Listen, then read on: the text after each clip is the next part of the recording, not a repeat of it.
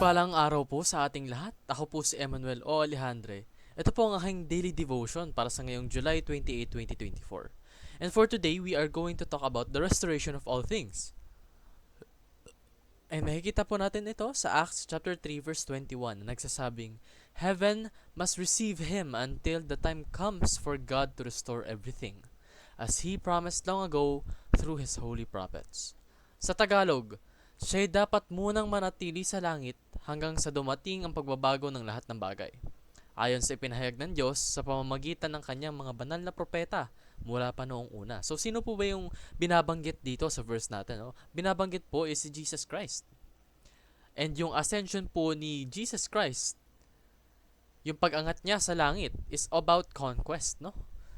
It's about the mission na itinalaga sa kanya. And sinasabi rin po sa verse na to na mananatili po muna ang Panginoon sa langit hanggang maging ready na or magkaroon na ng panahon upang ma-restore yung lahat ng bagay sa mundo. Sinasabi nga rito sa Psalm chapter 110 verse 1, no?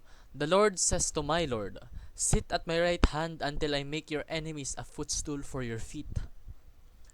So, ito daw po yung sinabi ni Yahweh kay Jesus na samahan daw po siya sa langit hanggang yung kanyang mga enemies ay maging footstool, tapakan ng paa ng ating Panginoon. So, parte daw po yun ng restoration ng mundo, yung pag-ascend ni Jesus Christ sa langit. Sinasabi nga na Jesus will come back to complete the project of restoration. So, dun sa first coming niya dito, nagkatawang tao siya at pinako siya sa krus upang ang ating mga kasalanan ay mapatawad at upang simulan niya yung laban against sa mga evil sa mundong ito. Kumbaga, sinimulan ni Jesus yung restoration. Then, kasama sa plano niya yung pag-angat, pag-ascend para in His second coming, ma-restore lahat at matapos na yung sinimulan niya. And makikita po natin sa verses na to na God's promise will not be broken, no? Lahat ng mga binabanggit niya, lahat ng kanyang mga salita ay pinapatotoo niya. Kumbaga, His honesty is there talaga. At lahat ng kanyang mga binabanggit at pinapangako ay tunay ng mangyayari. Walang-wala pong words or statements na ginawa yung Panginoon na hindi nagkatotoo.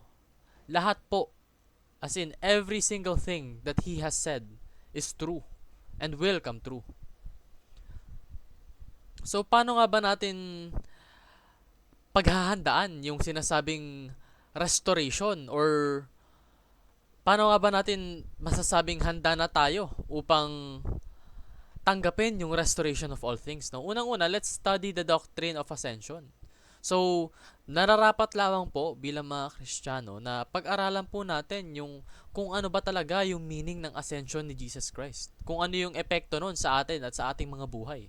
Kasi in that way, mas maiintindihan po natin yung plano ng Panginoon. And who knows, no? Kapag na-realize natin yung plano ng Panginoon, maaaring mapayaman yung ating kaalaman. And we will be more wise on how we live here on earth, no? And bukod po sa pag-study ng doctrine, kinakailangan po na let's fix what sin has broken.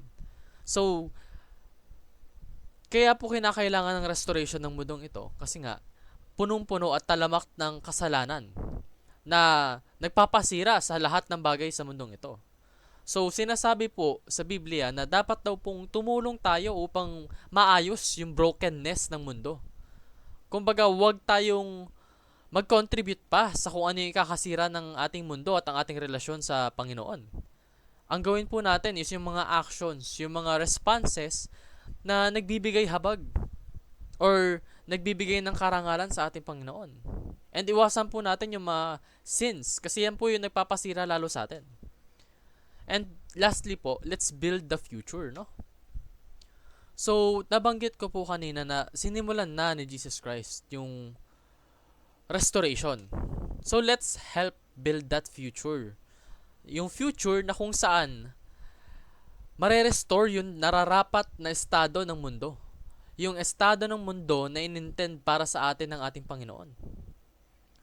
Kumbaga, let's aim to achieve the intended result ng ating mundo.